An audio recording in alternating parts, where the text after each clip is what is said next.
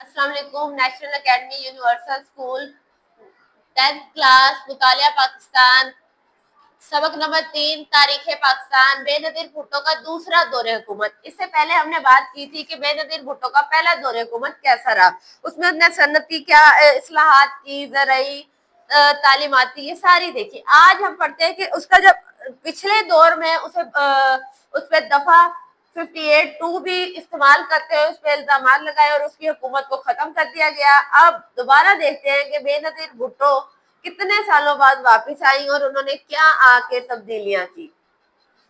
1993 کے عام انتخابات میں پیپل پارٹی نے اکثریت حاصل کی اور پیپل پارٹی نے دیگر اتحادیوں کے ساتھ مل کر مرکز سندھ پنجاب سرحد میں حکومت قائم کی، جو آج کل سرحد جو خیبر پختونخوا کہلاتا ہے۔ انہوں نے 3 صوبوں میں اپنی حکومت بنا لی۔ محترمہ بے نظیر بھٹو کی حکومت اس مرتبہ زیادہ پر اعتماد اور مستحکم تھی۔ انہوں نے متعدد اصلاحات کے ذریعے سے ملک کی ترقی کے عمل کو آگے بڑھایا تھا۔ اس دفعہ وہ زیادہ ووٹ اور زیادہ انرجی کے ساتھ آئی تھی، زیادہ لوگوں نے انہیں کیا کیا ہے، پسند کیا اور واپس حکومت میں لے کر آئے۔ اس دفعہ انہوں نے کیا صنعتی اصلاحات کی، ملک میں صنعتیں لگانے سے بہت سی ریاستیں دینے کا اعلان کیا گیا، لیکن عوام پر بھاری ٹیکس لگا دیے گئے اور ملک صنعتی اور معاشی بحران کا شکار ہو گیا۔ چونکہ پچھلی دفعہ انہوں نے صنعتیں بنائی تھی تو اس میں انہوں نے کہا بہت سارے بے روزگار لوگوں کو روزگار ملے گا، لیکن اس کے ساتھ ساتھ عوام پہ ٹیکس بھی لگ گیا۔ جبکہ ایک ملک میں سے جب کوئی چیز بنتی ہے تو اس کا جتنا بھی اخراجات ہیں وہ اسی کی عوام پہ ڈلتے ہیں ٹیکس کی صورت میں۔ آپ کے ملک میں کوئی بھی نظام بدلتا ہے، کہیں پہ کوئی تبدیلی آتی ہے، کہیں پہ بھی کوئی بھی ایسی چیز ہوتی ہے جہاں پہ خزانے پہ بوجھ ڈلے تو وہ کہاں بوجھ ڈلتا ہے؟ ایک غریب آدمی کی جیب پہ، اس کے ٹیکسوں پہ۔ اس کے بعد ایگریکلچر زراعت میں انہوں نے کیا کیا، بے نظیر بھٹو کے دوسرے دور حکومت میں کسانوں کو قرضہ دینے کے لیے کسان بینک قائم کیا گیا اور عوامی ٹریکٹر اسکیم کے ذریعے کسانوں کو ٹریکٹر دیے گئے۔ پچھلے میں انہوں نے کھاد، بیج، یہ ساری چیزیں دی تھی آسان قسطوں پہ۔ اس دفعہ انہوں نے قرضہ بھی دیا اور ساتھ میں ٹریکٹر بھی دیے۔ آپ کو پتہ ہی ہوگا کہ ایک کسان کے لیے ٹریکٹر کس قدر ضروری ہوتا ہے، ٹھیک ہے، اس لیے ایسی اسکیمیں نکالی۔ زرعی ترقیاتی بینک اور دیگر کمرشل بینکوں نے بھی زرعی قرضے جاری کیے اور ان قرضوں سے کسان بیج، کھاد، فصلوں پر چھڑکنے والی ادویات وغیرہ خریدنے کے قابل ہوا۔ تعلیمی اصلاحات، تعلیم میں انہوں نے پرائمری تعلیم اور خواتین کی تعلیم پر زیادہ خصوصی توجہ دی۔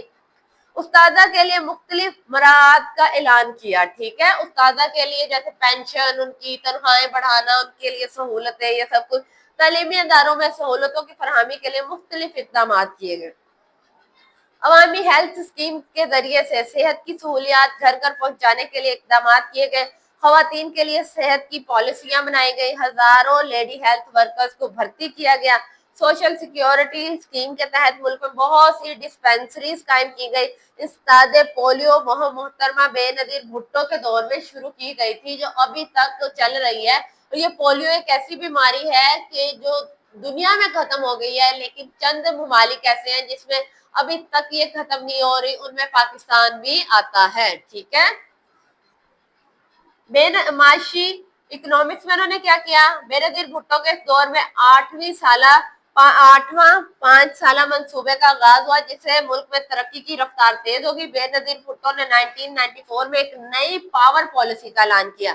ملک بھر میں توانائی، بجلی کی کمی، لوڈ شیڈنگ کا بحران ختم کرنے کے لیے عملی اقدامات کیے۔ کیا تبدیلی لائی؟ لوڈ شیڈنگ ختم کی گئی، ملک جو ایک ٹائم پہ پاکستان کا بہت ہی بڑا مسئلہ تھا، ٹھیک ہے، اب اسے کافی حد تک حل کر لیا گیا ہے۔ لاکھوں گیس کنیکشن فراہم کیے گئے۔ آج بہت سارے لوگ ایسے ہیں جن کے گھروں میں گیس ہے، تو وہ اسی دور میں فراہم کیے گئے۔ پاکستان اسٹیل مل کو منافع بخش ادارہ بنایا گیا۔ کراچی میں پورٹ قاسم کی وسعت دی گئی۔ کراچی میں جو پورٹ ہے، کیا کہتے ہیں، اچھا، کسی بھی ملک کے پاس نا ایک پورٹ ہونا، سمندر ہونا نا بہت ضروری ہے، کیونکہ یہ جتنی بھی امپورٹ ایکسپورٹ ہے یہ سمندر کے راستے ہوتی ہے۔ اور پاکستان ایسا خوش نصیب ملک ہے جس کو اللہ تعالیٰ نے سمندر جیسی نعمت سے نوازا۔ اس سے آپ کئی ممالک سے اس سے آپ کے تعلقات جڑ رہے ہیں، ٹھیک ہے۔ आपके पोर्ट के जरिए बहुत सारे ममालिक अपनी इंपोर्ट एक्सपोर्ट में हेल्प कर रहे हैं। आपने देखा होगा बड़े बड़े जहाज होते हैं जिसमें बहुत सारा सामान लाद के इंपोर्ट एक्सपोर्ट किया जाता है, एक जगह से दूसरी जगह पहुंचाया जाता है।